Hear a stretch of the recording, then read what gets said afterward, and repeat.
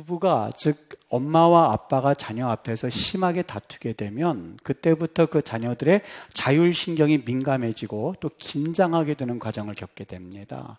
그 아이는 커서 조금만 외부의 자극만 있어도 자율신경이 발작을 일으키는데 600번 정도 발작을 일으킵니다. 600번 정도. 자율신경이 민감해진 그 자녀는 이를테면 외부의 환경이 달라질 때, 이를테면 시험을 볼 때라든지 아니면 면접 시험을 볼 때라든지 아니면 어떤 테스트를 겪을 때에 외부에서 일반적으로 겪는 그 환경과 다른 환경이 접해졌을 때 자율신경 600번이 막 흔들리기 시작하는 거예요. 그러면 그 600번이 흔들리는 그 자극신경을 가지고 그 아이가 과연 시험을 잘 치를 수 있을까? 아니요.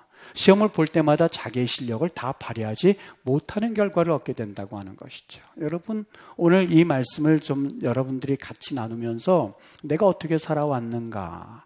과연 나는 부부, 즉 엄마와 아빠, 자녀의 엄마와 아빠로서 과연 어떻게 살아왔는지, 화목하게 살았는지를 한번 되짚어 봤으면 좋겠습니다. 물론 이 화목이라고 하는 것이 결코 쉽지는 않습니다. 미국 서부 캘리포니아주에 아주 선하게 사는 남자가 있었다고 그래요. 그 남자가 너무 선하게 산 나머지 이 천사가 내려와서 이 캘리포니아주에 사는 남자에게 물었다고 합니다. 너가 너무 착하게 사는 것을 보고 한 가지 소원을 들어주겠다고 말해보라고. 그랬더니 이 남자가 뭘 말할까 가만히 생각하다가 내가 한 가지 소원이 있는데 내가 죽기 전에 이 캘리포니아주에서 하와이 섬까지 차를 운전하면서 갔으면 좋겠다고, 다리를 좀 놔달라고. 여러분 아시죠? 서부 캘리포니아에서 하와이까지 비행기로 8시간 반 내지 9시간 걸리는 거리거든요. 그 다리를 놔달라고 하니까 천사가 내가 아무리 천사라도 그렇게 무리한 거는 요구할 수 없다고, 다른 걸 말해보라고. 그랬더니 이 남자가 가만히 생각하다 그러면 제가 살면서 아내와 싸우지 않고 살게 해달라고 그 소원을 말하더랍니다. 그랬더니 천사가 뭐라고 그랬는지 아세요? 다리 다시 놔주겠다고 그 얘기를 하더랍니다. 여러분, 정말 이 쉽지가 않은 이야기입니다. 강남에 있는 이 어느 주부, 아파트에 살고 있는 주부도 400세대에게 물었다고 그래요. 지금 결혼 생활 만족하냐고. 근데 400명 가운데서 60%, 240명이라는 주부가 뭐라고 대답했냐면 정말 결혼 생활 원치 않는 생활이라고 이야기를 하더랍니다. 그래서 그 설문조사기관에서 물었대요. 왜 사냐고. 그랬더니 동일하게 아이 때문에. 아이가 있어서 그냥 산다고 하는 거예요.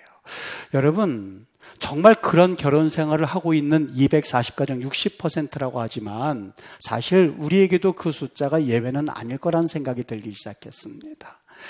미국에서 활발하게 진행되고 있는 연구 가운데 하나가 있는데 그게 뭐냐면 가문을 연구하는 연구가 참 활발히 진행이 됐어요. 우리보다 앞서서 그 연구를 진행하기 시작했는데요. 이 화목한 가정에서 자라나는 자녀의 후대손들과 그리고 불화한, 즉 엄마와 아빠가 매일같이 다투는 그 자녀에게서 나타나는 그 후손들의 그 결과들을 연구하기 시작했거든요. 264년 전의 인물이에요. 조금 아까 264년 영향을 미친다고 그랬는데 대략 500에서 700년 동안의 그 영향을 미칩니다만 정확한 그런 수치이면 264년 전의 인물을 연구하기 시작했던 거예요. 그 인물들 가운데 조나단과 사라의 가문, 즉 조나단과 사라라고 하는 그 부부를 연구했는데 그들이 결혼해서 한 것은 아무것도 없었답니다. 그들이 뭐 특별히 재정적으로 부유한 것도 아니고 다른 가문들보다 뛰어난 가문도 아닌 그냥 평범한 가정이었는데 그들은 아이들 앞에서 싸우질 않았대요. 다퉈본 적이 없대요. 여러분, 1살에서부터 7살까지 이 아이들이 성격이 형성이 되는데 엄마, 아빠가 어떻게 살아가느냐라고 하는 것은 아이들의 성품을 이루었는데 굉장히 중요한 역할을 한다고 그래요.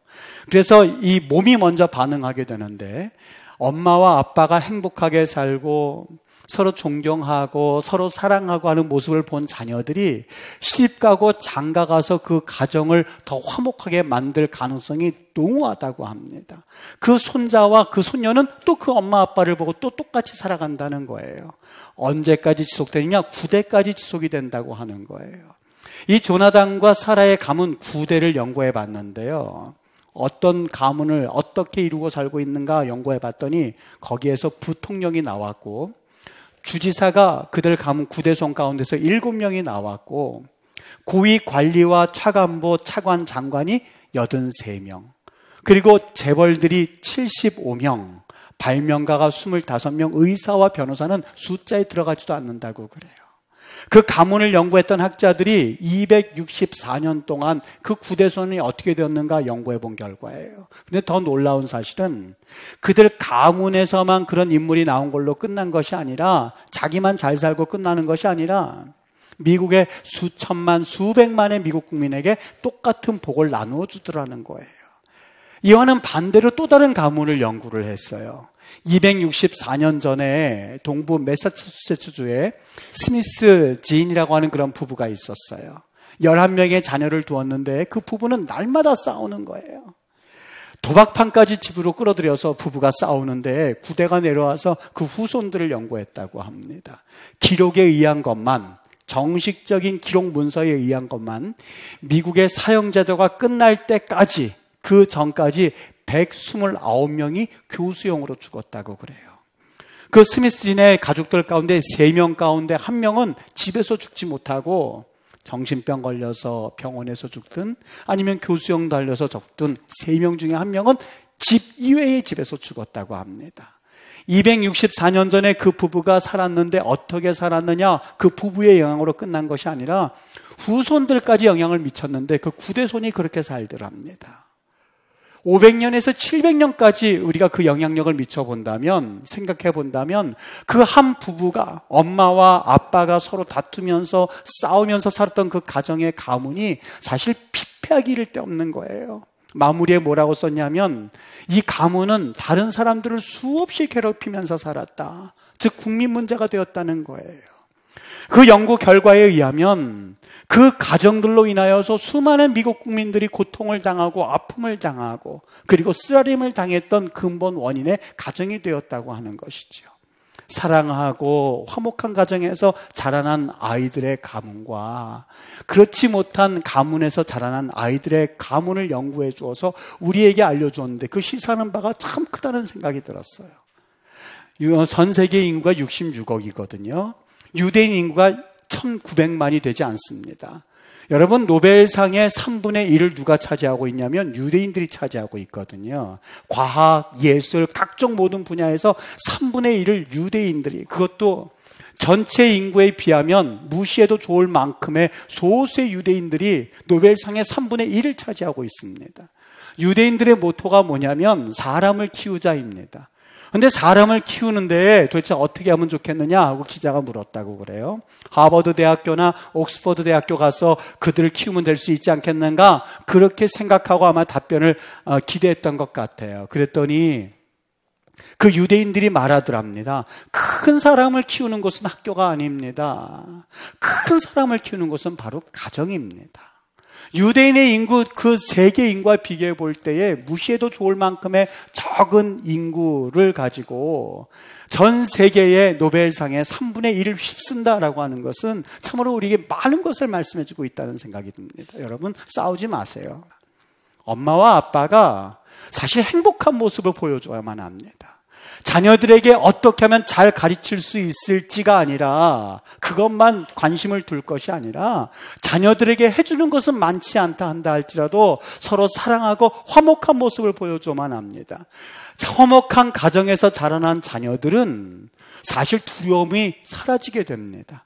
두려움이 사라진 자녀들은 모험을 하기 마련이고, 그 모험이 물론 실패할 때도 있지만 실패할 때 그렇게 괴념치 않습니다. 그 모험을 여러 번 할 때 성공하는 경우가 있거든요. 그 성공이 쌓이고 쌓여서 또 다른 희망과 성공을 끌어들일 수 있도록 하는 것이 화목한 가정에서 자라난 자녀들의 특징입니다. 부부가 행복하게 사는 모습을 보여주면 어떤 일이 일어나는지 여러분, 한번 제가 이 말씀을 드렸으면 좋겠는데, 가정에 중학교 2학년은 게임 중독인 아이가 있었다고 그래요. 어느 정도 게임 중독이냐면 이 집에 와가지고 가방을 던져놓고요, 그리고 게임을 하기 시작하는데 밤을 꼬박 하얗게 새워서 그 다음날 7시까지 게임을 하고 그리고 학교에 가서 그냥 잠을 자는 거예요. 이 엄마 아빠가 봤을 때 얼마나 기가 막히겠어요. 이 아이가 게임을 하지 못하도록 왜 막지 않았습니까? 했더니 뭐라고 대답하냐면, 이 아이 게임 중독하는 걸 막았더니 애가 정신 이상자적인 증상을 보이더랍니다. 덜컥 겁이 난 부모가 그걸 하지 못했었던 거죠. 그러다가 이 부모님이 상담받고 또 신앙생활 하다가 뭘 깨달았냐면, 엄마 아빠에게 원인이 있다는 이야기를 듣게 됩니다. 그리고 나서 엄마 아빠가 그때부터 기도하고 화목하게 지내면서 자그마치 8개월을 버텼다고 합니다. 그 자녀가 그렇게 게임하도록 그냥 내버려 두고 기도하면서 엄마 아빠가 화목하면서 8개월을 두고 봤더니 어느 날 이 아이가 게임을 하다가 엄마 아빠에게 찾아오더랍니다. 아빠에게 말하기를, 아빠 나 전학 보내주세요. 어디로? 경기도 어느 지방에 있는 대안학교로 보내달라더라는 거예요. 왜 그러냐 그랬더니 그 학교는 게임을 하는 것이 금지되어 있답니다. 8개월 동안 스스로 자기가 부모가 막으려고 해도 막지 못했던 그 자녀가 내가 스스로 그 학교를 가서 게임을 끊겠다고 엄마 아빠에게 찾아와서 말을 하더랍니다. 그 학교에 보내줬죠. 대학을 갔는데, 국립대학에 들어갔는데 4년 동안 대학 등록금을 한 번도 대주지도 않아도 될 만큼 이 아이가 월등한 성적을 가지고 대학을 졸업하더랍니다. 여러분, 엄마 아빠가 달라지면 아이는 달라지게끔 되어 있거든요. 오늘 성경에 보면 짧은 한 구절이지만 가정이 불화하고 엄마 아빠가 싸워나가는 그 가정 가운데서 우리가 어떤 자세로 크리스찬 부부로서 살아야 할지에 대해서 정확하게 3가지를 말씀해주고 있습니다. 첫 번째는 연약한 그릇을 인정하라고 하는 거예요. 여기 뭐라고 말씀하고 있냐면, 너희 아내와 동거하고 그를 더 연약한 그릇으로 인정하라고 하는 것이지요. 연약한 그릇으로 인정하라. 여러분, 성경이 제시하는 것을 가만히 한번 들어보세요. 첫 번째 지식이 뭐냐면, 배우자는 더 연약한 그릇이라고 하는 거예요. 가정은 완전한 사람과 연약한 사람이 만나서 이루는 것이 가정이 아니라, 나는 연약한 그릇이고 배우자는 더 연약한 그릇이라고 하는 거예요. 나는 완전한데 당신은 왜 연약해가 아니라, 나는 연약한 그릇, 당신은 더 연약한 그릇. 그러니까 가정에서 지켜야 할 가장 중요한 지식이 있다면 서로 긍휼히 여기는 삶이에요. 불쌍히 여기는 삶이에요. 이사야가 말하지 않습니까? 40장 6절에서 7절에 보면, 모든 육체는 풀이요, 그의 아름다움은 들의 꽃과 같다고요. 그것이 우리의 인생이라는 거예요. 풀은 마르고 꽃은 시드나 여호와의 기운이 그 위에 불미라 이 백성은 실로 풀이로다라고 말합니다. 우리가 연약한 그릇이라는 것을 서로 인정하고, 아유 저 사람 불쌍하지, 저 사람 연약하지 라고 하는 것을 알 때에 서로 긍휼한 마음이 생긴다는 거예요. 그런데 우리에는 이런 인간 이해가 없어요. 성경에서 말하는 인간 이해는 왜 당신 완전치 못해가 아니에요. 나도 연약한 그릇이지만 당신은 더 연약한 그릇이구나 하는 것을 인정하는 데서부터 부부의 화목이 시작된다고 하는 거예요. 두 번째, 여기 보세요. 그 다음에 배우자를 귀히 여기라라고 말합니다. 여기 귀란 말이요, 헬라 말로 티멘이라고 되어 있습니다. 물론 굳이 번역하면 같이 이런 말이지만, 여러분 헬라가 원래는 관념적이거든요. 근데 이 단어가 놀랍게도 이것은 행동적인 면을 강조하는 단어예요. 무슨 얘기냐면, 성경은 이것을 일컬어서 with respect라고 번역을 하기도 하고, 또 어떤 성경은 show respect라고 번역을 합니다. 무슨 얘기냐면, 공경을 하되 그냥 마음가만 데만 두는 공경이 아니라 그걸 표현하고 적극적으로 보여주는 공경을 말씀하고 있습니다. 이게 티맨이에요. 사실 우리나라 정서를 보면 마음에 있는 것을 드러내는 것에 대해서 사실 좀 천박하게 여기는 그런 경향이 있어요. 여러분, 갑돌이와 갑순이 노래 한번 생각해 보십시오. 다 잘 아시죠? 갑돌이와 갑순이는 한 마을에 살았더래요. 이렇게 말하니까 실감 안 나시죠? 갑돌이와 갑순이 노래요. 한 마을에 살았더래요. 둘이는 서로 사랑을 했더래요. 그러나 둘이는 마음뿐이래요. 겉으로는 뭐 이렇게 하면서 본인들 이렇게 끌고 있다가 끝에 뭐라고 끝나는 줄 아십니까? 모르는 척 했더래요가 끝이에요. 서로 마음은 있고 서로 사랑을 하고, 갑순이가 한쪽만 쫓아다니는 게 아니라 갑순이도 사랑하고 갑돌이도 사랑하는데, 끝내는 모르는 척했더니 그게 끝이에요. 여러분, 이게 우리나라 정서예요. 표현하면 뭔가 천박해 보인 것 같고, 그리고 드러내면 뭔가 안 되는 것 같은 분위기에 자라난 게 우리 삶의 모습이거든요. 성경은 아니에요. 표현하라는 거예요. 팀 앤 쇼 리스펙트하라는 거예요. 직접 내가 당신을 존경하고 당신을 사랑하고 하는 걸 표현하러 가는 거예요. 여기 결말이 더 기가 막힙니다. 그러다가 결론이 어떻게 되는지 아세요? 그러다가 갑순이는 시집을 갔더래요. 갑돌이가 간 게 아니고 갑순이가 다른 사람 시집을 갔는데, 더 기가 막힌 건 시집 간 날 첫날 밤에 한없이 울었더래요. 갑순이 마음은 갑돌이뿐이래요. 여러분, 이게 그냥 우리에게 동요처럼 보이지만 끔찍한 결과입니다. 이 갑순이가 다른 남자한테 시집을 갔는데 기뻐하고 감사하고 이 새로운 남편 만난 것에 대해서 참 은혜가 아니라 어떻게 됐어요? 밤새도록 울었대요. 누구 생각하면서요? 다른 남자 생각하면서. 이 가정이 행복할 리가 없어요. 서로 어떻게 보면 행복하게 지내야 될 가정이 자기의 아내를 놔두고 자기의 남편을 두고 다른 남자를 생각했다? 지금까지 저도 이 동요를 과거에서도 배워오고 또 즐겁게 불렀는데, 이걸 저한테 한번 이입시켜서 한번 생각해 봤어요. 나한테 시집 온 아내가 첫날 밤에 나를 생각하지 않고 다른 남자를 생각하면서 밤새도록 운 걸 생각하면 못 살 것 같아요. 살 수 있을 분위기가 아닌 것 같아요. 어떻게 살아요? 그런 여자와 그런 남자를 데리고요. 가정이 깨어지는 비극적인 상황인데 그게 우리나라 동요의 본 모습이었더라고요. 무슨 얘기냐면, 여러분, 이런 가정이 행복할 리가 없어요. 내 마음 가운데 다른 남자가 있고 다른 여자가 있는데 그거에 무슨 결혼의 행복이 있겠는가? 여러분, 표현해야만 합니다. 나 당신 사랑해. 우리 그런 말 있지 않습니까? 종은 울릴 때까지 종이 아니고, 사랑은 사랑한다는 말을 표현할 때까지 사랑일 수 없다고요. 우리 원래 부모님들, 우리 어른들 앉아 계십니다만 사실 표현하는 것에 참 인색합니다. 저도 사실 물론 저도 아직 그런 한국적인 정서를 가지고 있습니다만 이 서양 세계 이 친구들하고 대화하다 보면 굉장히 적극적이고 직설적이에요. 저도 부모님을 모셔봤는데 저는 일평생 지금 나이가 될 때까지 우리 어머니는 선물 같은 거 싫어하시는 분으로 이해를 해왔었거든요. 왜냐하면 옷을 사간다니 선물을 사오면 그거 왜 사오느냐고, 돈 낭비한 걸 왜 사오느냐고. 그래서 저는 어머니가 이 선물 같은 걸 되게 싫어하시는구나. 우선 안 사드린 적도 꽤 있었거든요. 근데 그게 미련한 거였었어요. 잘 우리가 해석해서 들었는데 이걸 왜 사와? 그 말은 무슨 뜻이에요? 현찰로 갖고 와. 그 뜻이었거든요. 현찰 갖고 와. 그 뜻이었는데 우리는 그냥 싫어하시는구나. 왜요? 둘러서 애둘러서 말하니까는요. 그걸 표현하지 못해요.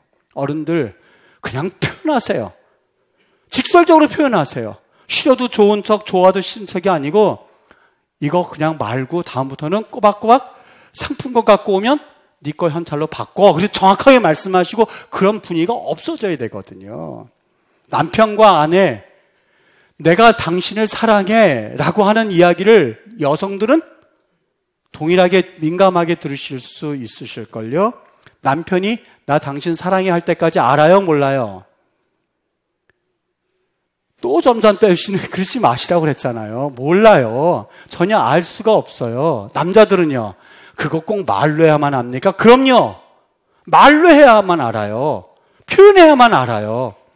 그걸 지금 말씀하고 있는 거예요. 티맨이라고 하는 것은 show respect라고 하는 그 말의 의미 자체가 단순히 내가 당신 존경합니다 하고 그냥 마음속에만 꿍 하고 있는 것이 아니라 표현을 하세요.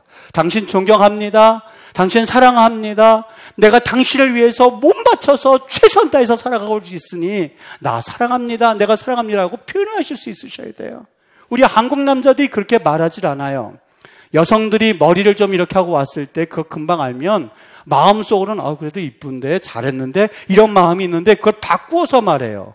호박 줄 긋는다고 수박 되냐? 라고서 슬쩍 하고 말아요.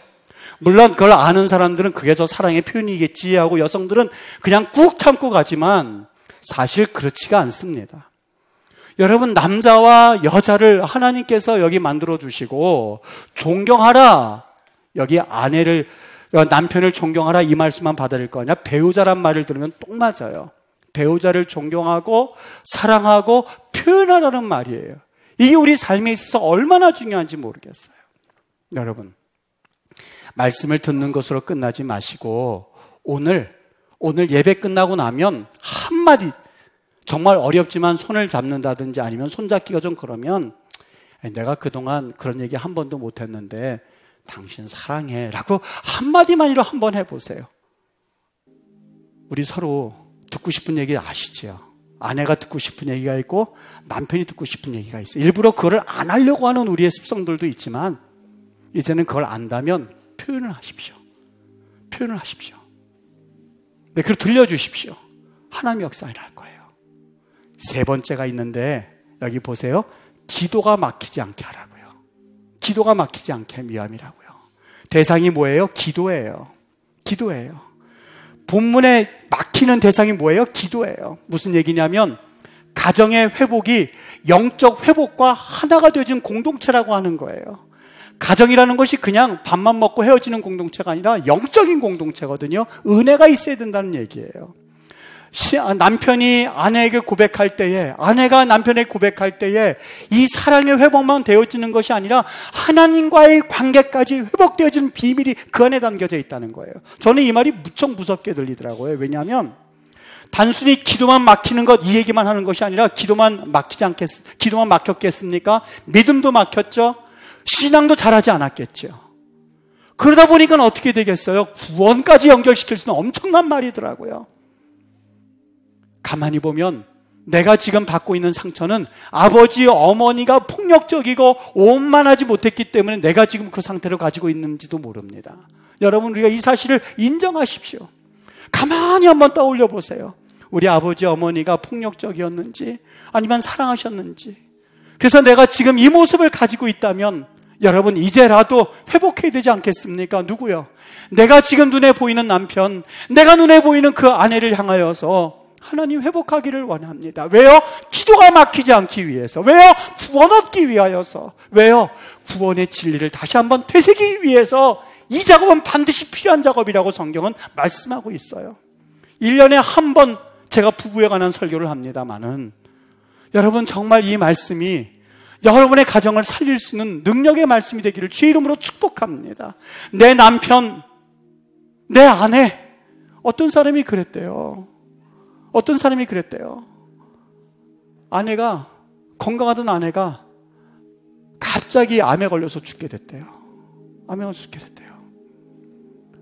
남편이 너무너무 마음 아파서 여보, 그동안 내가 한마디 하지 못했는데 당신 사랑한다고. 그랬더니 그 아내가, 암에 걸려있던 그 아내가 뻘떡 일어나랍니다. 그걸 왜 이제 말하냐고. 그 얘기 듣고 여러분, 더 늦기 전에 사랑한다는 말, 그 한마디가 그렇게 어려워서 꼭 죽기 전에 그 말을 해서 아내가 눈물을 흘리게 했겠습니까? 여러분, 하나님이 주신 가정이요, 너무 소중합니다. 이걸 잃어버려본 경험이 없다면 소중함을 모르고 지낼 때가 많이 있거든요. 하나님이 짝지어 주신 것, 사람이 나눌 수가 없습니다. 오늘 이 시간에 하나님이 일반적인 얘기예요. 남편과 아내의 예, 일반적인 얘기지만 이 일반적인 예 가운데에 하나님이 들려주시기를 원하는 정말 하늘의 소중한 영적 은혜가 있다는 것을 믿으시고 그냥 흘려듣지 마세요. 하나님이 주시는 축복된 이 기회를 그냥 흘려듣지 마시고 받으십시오. 회복하십시오. 이를 악물고 회복하십시오. 왜요? 구대손까지 달려져 있기 때문에 회복하십시오. 하나님께서 붙잡아 주실 줄 믿습니다. 하나님은 전지전능한 하나님이시고 우리의 모든 것을 이해하시는 하나님이시고 심지어는 내 아내와 남편을 만나게 하시는 하나님이기 때문에 하나님, 내 가정 회복하여 주세요. 기도하면 하나님께서 회복하시는 은혜를 주실 줄 믿습니다.